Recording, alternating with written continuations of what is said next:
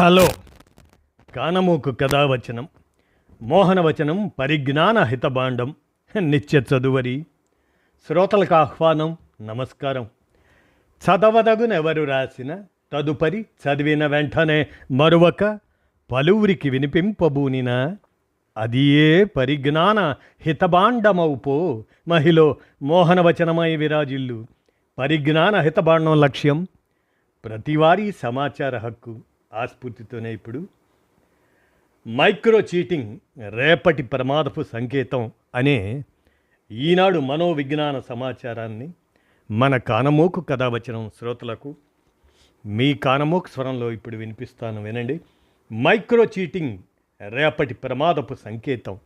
ఇక వినండి. చిన్నదైనా పెద్దదైనా మోసం మోసమే. మనసుకు కష్టం కలిగిస్తుంది. పైపైన చీరుకున్నా గుండెల్లో గుచ్చుకున్నా గాయం గాయమే. శరీరానికి నష్టం చేస్తుంది. తాత్కాలిక ఆకర్షణలు, ఆన్లైన్ మోహాలు హరిశ్చంద్రుడితోనూ చిల్లర మల్లర మోసాలు చేయిస్తాయి. కొన్ని జాగ్రత్తలతో ఆ మైక్రో చీటింగ్ నుంచి తప్పించుకోవచ్చు. మైక్రో చీటర్ అనే ముద్ర నుంచి బయటపడవచ్చు. విషయానికి వస్తే ప్రాజెక్ట్ పనిలో ఉన్నామంటారు. అబద్ధం. నిజం. రొమాంటిక్ చాటింగ్ చేస్తుంటారు. రిలేషన్షిప్ స్టేటస్లో సింగిల్ అని పెట్టుకుంటారు. అది అబద్ధం. నిజం. అప్పటికే పెళ్ళైపోయి పిల్లలు ఉంటారు. కాంటాక్ట్ లిస్టులోని పేరు కొలీగ్ శ్రీనివాస్. అబద్ధం. నిజం. వాస్తవానికి మాత్రం క్యాంపస్ స్వీట్ హార్ట్ శ్రీలీల. ఇవన్నీ మైక్రో చీటింగ్కు ఉదాహరణలే. వైవాహిక బంధానికి ఆవల ఇంకేవో ఆకర్షణల వలలో చిక్కుకుపోయి చిన్న చిన్న మోసాలతో, పొడి పొడి అబద్ధాలతో తానే సర్వస్వమని నమ్మిన వారి కళ్ళు కప్పడమే మైక్రో చీటింగ్. అలా అని ఈ వ్యవహారాలు తీవ్రమైన వెన్నుపోట్లు కాదు, కానీ కంపరం పుట్టిస్తాయి. పోలీస్ కేసు పెట్టాల్సినంత పెద్ద నేరాలు కాదు, అయినా ఎంతో కొంత చికాకు కలిగిస్తాయి. విడాకులు తీసుకోవాలి అనిపించేంత వ్యతిరేకత ఉండదు. కాకపోతే బంధాలకు సన్నని బీటలు పడతాయి. మైక్రో చీటింగ్ ఎక్కడైనా జరగచ్చు. ఎవరైనా పాల్పడవచ్చు. ఎవరినైనా బాధ పెట్టవచ్చు. నలుగురు మనుషులు ఉన్న ప్రతి చోట ప్రేమకు ఎంత ఆస్కారం ఉంటుందో మోసానికి అంతే అవకాశం ఉంటుంది. ఆ ఇద్దరు 7 అడుగులతో ఒక్కటైన దంపతులు కావచ్చు. వ్యాలంటైన్స్ డే సాక్షిగా దగ్గరైన ప్రేమికులు కావచ్చు. ఏ అనుబంధానికైనా నమ్మకమే పునాది. అతను తనవాడే అని ఆమె బలంగా భావిస్తుంది. ఆమె తనదే అని అతను ప్రగాఢంగా విశ్వసిస్తాడు. ఆ మాట ఆ క్షణాన నిజమే కావచ్చు. అంతలోనే కథ అనుకోని మలుపు తిరుగుతుంది. ఏ పూర్వ విద్యార్థుల సమావేశంలోనో అతనికి తన మాజీ ప్రేయసి తారసపడుతుంది. ఫోన్ నెంబర్లు ఇచ్చిపుచ్చుకుంటారు. రోజు గంటల తరబడి కబుర్లు చెప్పుకుంటారు. తీపి జ్ఞాపకాలు, చిలిపి అనుభవాలు నెమరేసుకుంటారు. ప్రతి చిన్న విషయాన్ని జీవిత భాగస్వామితో పంచుకునే ఆ వ్యక్తి పాత గర్ల్ ఫ్రెండ్తో మొదలైన కొత్త స్నేహాన్ని మాత్రం ఉద్దేశపూర్వకంగా దాచేస్తాడు. చాటింగ్ హిస్టరీని ఎప్పటికప్పుడు డిలీట్ చేస్తాడు. నంబరు కూడా ఇంకేదో పేరుతో సేవ్ చేసుకుంటాడు. ఆఫీసులోనే ఉన్నానని అబద్ధం చెప్పి తరచూ ఆమెను డిన్నర్కు తీసుకెళ్తాడు. అలాంటి ఓ సందర్భంలో సాక్షాత్తు శ్రీమతికే దొరికిపోయినా నా రాఖీ సిస్టర్ అంటూ ఎమోషన్స్ రంగరిస్తాడు. ఆ గర్ల్ ఫ్రెండ్ కూడా ఇలాంటి మోసాలతోనో, ఇంతకు రెట్టింపు అబద్ధాలతోనో ప్రేమికుడినో జీవిత భాగస్వామినో నమ్మిస్తూ ఉండొచ్చు. తొలి దశలో అంతా బాగానే ఉంటుంది.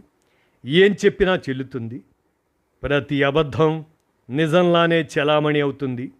కానీ ఏదో ఒకరోజు ఆ గొలుసు కట్టు మోసాల లంకె పుట్టుక్కున తెగిపోతుంది. జీవిత భాగస్వామికో, తనే జీవితమని భావించిన వారికో ఆ రహస్య స్నేహితుల సెల్ ఫోన్ సంభాషణల్లోని గుసగుసలు చూచాయిగా అర్థమైపోతాయి. కాకపోతే నిలదీసేంత బలమైన సాక్ష్యం కనిపించదు. అలా అని పోన్లే అని వదిలేసేంత చిన్నపాటి వ్యవహారంలానూ అనిపించదు. బంధాల బీటకు అదే ఆరంభం.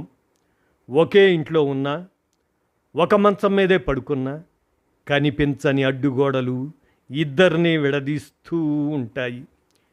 ఈ సమస్య ఎంతకాలం అనే ప్రశ్నకు కాలం జవాబు చెప్పదు. కలిసి బతుకుతున్న జీవిత భాగస్వామే సమాధానం వెతకాలి. నష్ట నివారణ చర్యలు చేపట్టాలి. బంధాన్ని బతికించుకోవాలి. మైక్రో చీటింగ్ రేపటి ప్రమాదానికి నేటి సంకేతం. ఇలాంటి వ్యవహారాలు చాలా వరకు కబుర్లు కవింపులకే పరిమితం. శారీరక సంబంధాలకు ఆస్కారం తక్కువ. ఎందుకంటే మైక్రో చీటర్ లోపల ఓ అటెన్షన్ సీకర్ ఉంటాడు. అతను కాలక్షేపానికి చేపల వేటకు వెళ్ళే ఆకతాయి లాంటివాడు. వలలో పడిన చేపల్ని చూసుకొని మురిసిపోవటమే తప్పించి వాటితో ఏ పులుసో కాచుకోవాలనుకునే ఆరాటం ఉండదు. ఆత్మన్యూనత పీడితులు మైక్రో చీటర్స్గా మారే అవకాశం మరింత ఎక్కువ. అందంగా లేమనో, ఎవరిని ఆకట్టుకోలేమనో, ఒకప్పటి గ్లామర్ మసగబారిపోతుందనో పోయిందనో తమను తాము చిన్నబుచ్చుకునేవారు 4 పూల బాణాలు వేసి తమ ఆకర్షణ శక్తికి పరీక్ష పెట్టుకుంటారు. Micro cheaters మానసికంగానూ దుర్బలులే. చంచలత్వం ఎక్కువ. దీంతో ఏ ఆకర్షణకు ఎక్కువ కాలం అతుక్కుపోరు. అందుకే మైక్రో చీటింగ్స్ జీవితకాలం తక్కువని అంటారు. సగానికి సగం సందర్భాల్లో బలమైన దాంపత్య బంధం, పాప భీతి, సామాజిక విలువలు ఏదో ఓ రూపంలో వాళ్ళ కళ్ళు తెరిపిస్తాయి, భ్రమల్ని వదిలిస్తాయి. మైక్రో చీటింగ్లో వేధింపుల కోణము ఉంటుంది. చాలాసార్లు ఆ వ్యామోహం ఏకపక్షం కావచ్చు. మారు పేర్లతో, కొత్త నంబర్లతో తెలిసిన వారికి తెలియని వారికి వల విసురుతుంటారు. మాటలతో చేతలతో విసిగిస్తుంటారు. అటువైపు నుంచి తీవ్ర వ్యతిరేకత ఎదురుకాగానే తోక ముడి చేస్తుంటారు. అలా అని అన్ని మైక్రో చీటింగ్ కేసుల ముగింపులు ఒకేలా ఉండవు. కిక్ కోసం మొదలైన వలపు వేట కొందరిని ఆ వ్యసనానికి బానిసలను చేస్తుంది. మేజర్ చీటింగ్గా పరిణమిస్తుంది. అదే జరిగితే ఆ వ్యవహారం ఎంత దూరమైనా వెళ్తుంది. ఆన్లైన్ ప్రేమికుడితో 2 పిల్లల తల్లి మాయం, ఆ హత్యకు కారణం అనైతిక సంబంధమే, ప్రియురాలితో కలిసి భార్య హత్యకు కుట్ర, వగైరా వగైరా శీర్షికలతో దినపత్రికల్లో వచ్చే నేర కథనాలు సూక్ష్మ మోసాలకు స్థూల రూపాలే. కుటుంబ బంధాల్లో ప్రేమలు, ఆప్యాయతలు కరువైన వారు, అంతర్ముఖులు మనస్సుకు ముసుగేసుకుని వాస్తవ జీవితంలో సాధ్యం కాని విశృంఖలత్వాన్ని ఆన్లైన్ జగత్తులో ఆస్వాదించాలని ఉవ్విళ్ళూరుతూ ఉంటారు. ఒకానొక మానసిక రుగ్మతకు మైక్రో చీటింగ్ ఓ లక్షణము కావచ్చు. చికిత్సతో ఆ జాడ్యాన్ని వదిలించడం సాధ్యమే. మైక్రో మోసాలు లైంగిక ఆకర్షణలకే పరిమితం కాదు. ఓ బలహీన క్షణంలో ఆ భర్త కొత్త గాజులు చేయిస్తా అని ఇల్లాలికి వాగ్దానం చేస్తాడు.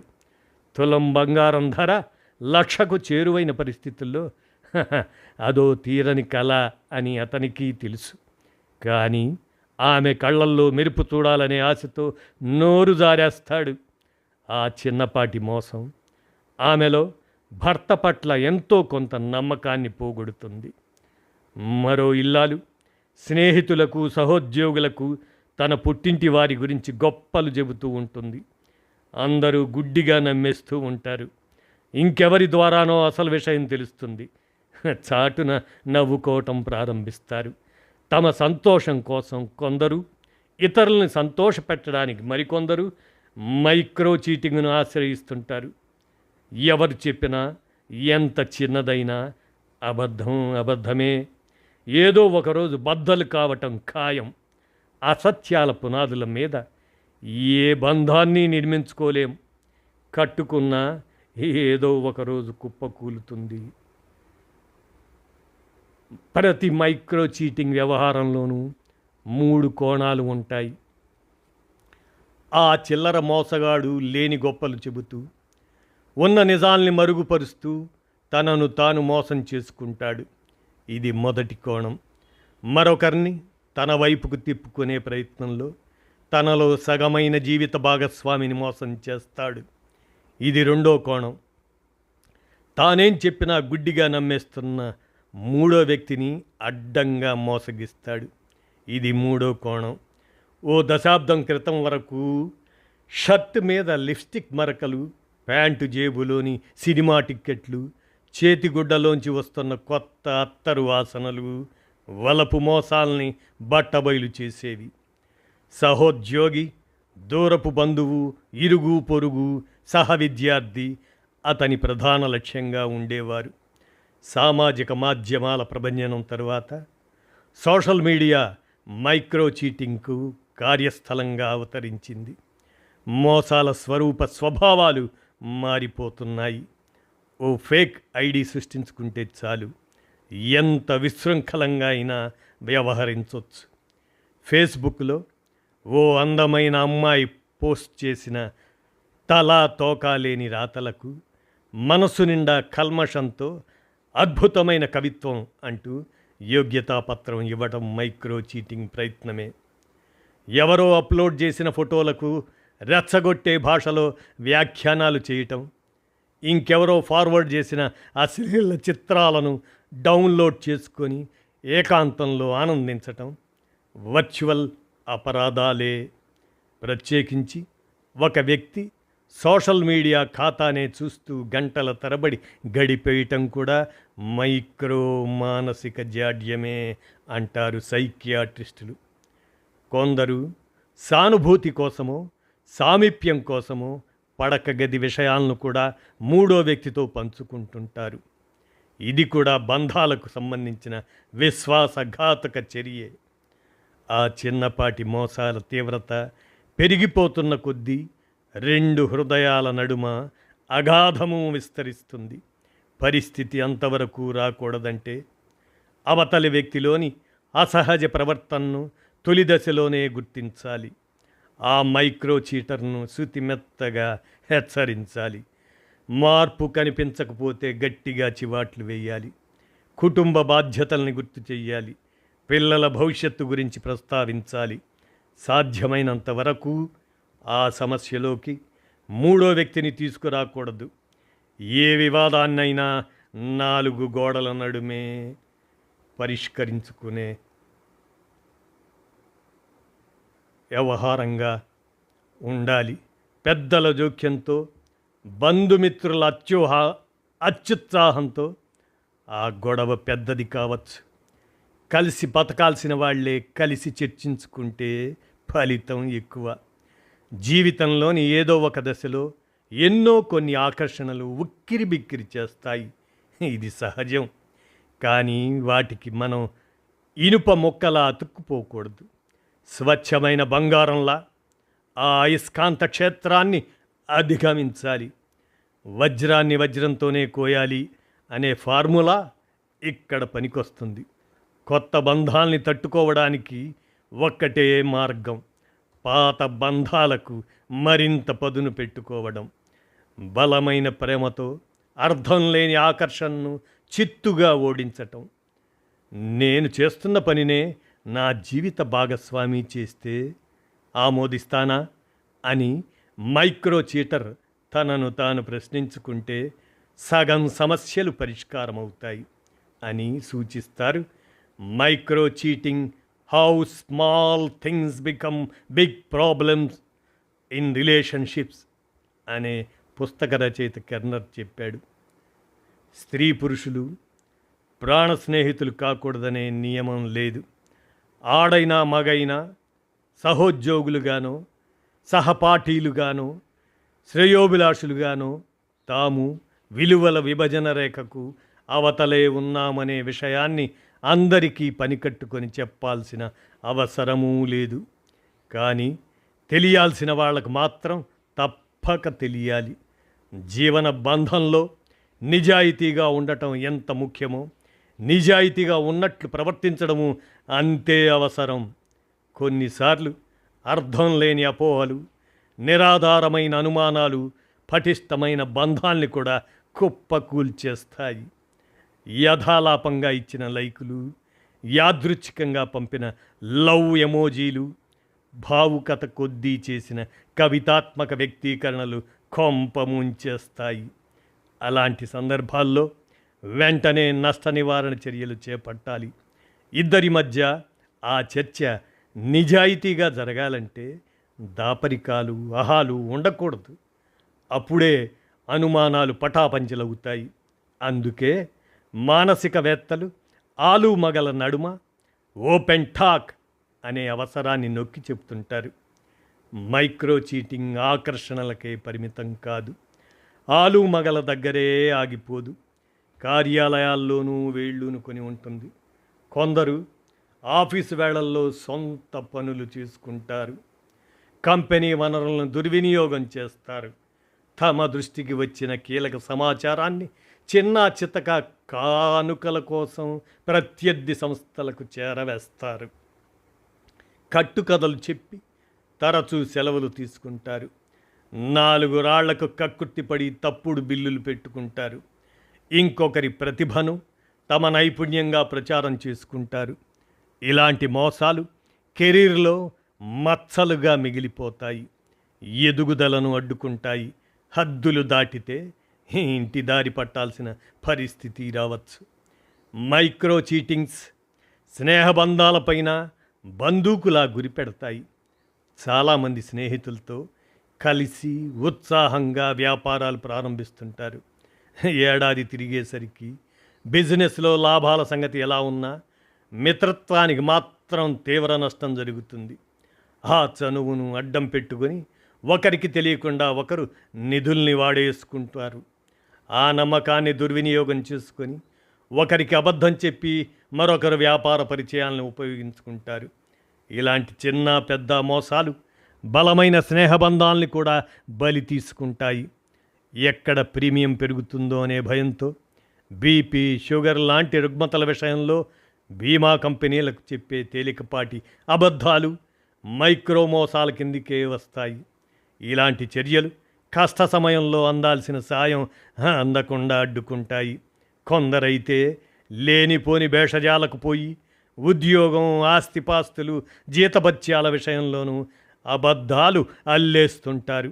చివరికి నలుగురిలో కోతల రాయిళ్లుగా మిగిలిపోతుంటారు. మైక్రో చీటింగ్ రబ్బరు బుల్లెట్లతో రైఫిల్ షూటింగ్ లాంటిది. గాయం తక్కువ, తీవ్రత తక్కువే. కాకపోతే రేపటి రోజున జరగబోయే అసలైన తుపాకీ దాడికి ఇదో ముందస్తు హెచ్చరిక. జాగ్రత్త పడితే ఓ మేజర్ చీటింగ్ నుంచి బంధాన్ని కాపాడుకోవచ్చు. ఆ ఉపద్రవం తర్వాత ఆలు మగలు సరికొత్త జీవితాన్ని ప్రారంభించాలే కానీ గతాన్ని తలుచుకుంటూ అక్కడే ఆగిపోకూడదు. రోడ్డు ప్రమాదం నుంచి బయటపడ్డాక ఎవరూ శిరస్త్రాణం విరిగిపోయిందని చింతిస్తూ కూర్చోరు. శిరస్సు క్షేమంగా ఉన్నందుకు సంతోషిస్తారు. ఇది అంతే. కనుక మన ఇంట్లోనో మన చుట్టూనో ఉన్న మైక్రో చీటర్లను గుర్తించడం పెద్ద కష్టమేం కాదు. హఠాత్తుగా వాళ్ళ శరీర భాష మారిపోతుంది. కొత్త అలవాట్లు వచ్చి చేరతాయి. ఫ్యాషన్ స్పృహ ఎక్కువైపోతుంది. ఖరీదైన సబ్బులు, క్రీములు, అత్తర్లు కొనడం ప్రారంభిస్తారు. ఏ బాల్కనీలోనో నిలబడి గంటలకు గంటలు ఫోన్లలో మాట్లాడతారు. అది గుసగుసగా, పక్క వాళ్ళకు కూడా వినిపించకుండా. ఎవరైనా తమ వైపు రాగానే అప్పటి వరకు రసవత్తరంగా సాగుతున్న సంభాషణల్ని అర్ధాంతరంగా ముగిస్తారు. సోషల్ మీడియాలోనూ మహా చురుగ్గా ఉంటారు. మునుపట్ల జీవిత భాగస్వామి పట్ల ప్రేమను ఆసక్తిని చూపరు.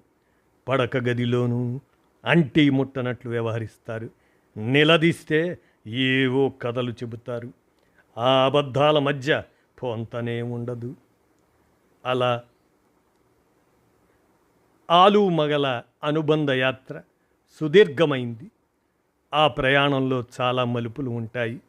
ప్రతి సమస్య తర్వాత ప్రతి సంక్షోభం ముగిసేదాక ఆ బంధం మరింత దృఢంగా మారాలే కానీ ఇంకొంత బలహీన పడకూడదు. పరిష్కారానికి నోచుకొని సమస్యలు ఎంత ప్రయత్నించినా తొలగిపోని అపోహలు ఇద్దరి మధ్య అగాధాన్ని సృష్టిస్తున్నప్పుడు మానసిక నిపుణుల నేతృత్వంలో కపుల్ థెరపీకి వెళ్ళడం మేలు. ఇదో రకమైన సైకోథెరపీ. చికిత్సలో భాగంగా ఆలుమగలు మనసు విప్పి మాట్లాడుకునే అవకాశం కల్పిస్తారు. ఒకరి పట్ల ఒకరికి ఉన్న అపోహల్ని అనుమానాల్ని వదిలించుకునే వాతావరణాన్ని సృష్టిస్తారు. మైక్రో చీటింగ్ సహా ప్రతి మానసిక సమస్యకు మూలాన్ని కనిపెడతారు. పనిలో పనిగా ఆ ఇద్దరు తమ గురించి తాము బేరీజు వేసుకునే అవకాశం ఇస్తారు. అవసరాన్ని బట్టి psycho dynamic therapy, behavioural therapy తదితర విధానాలను జోడిస్తారు.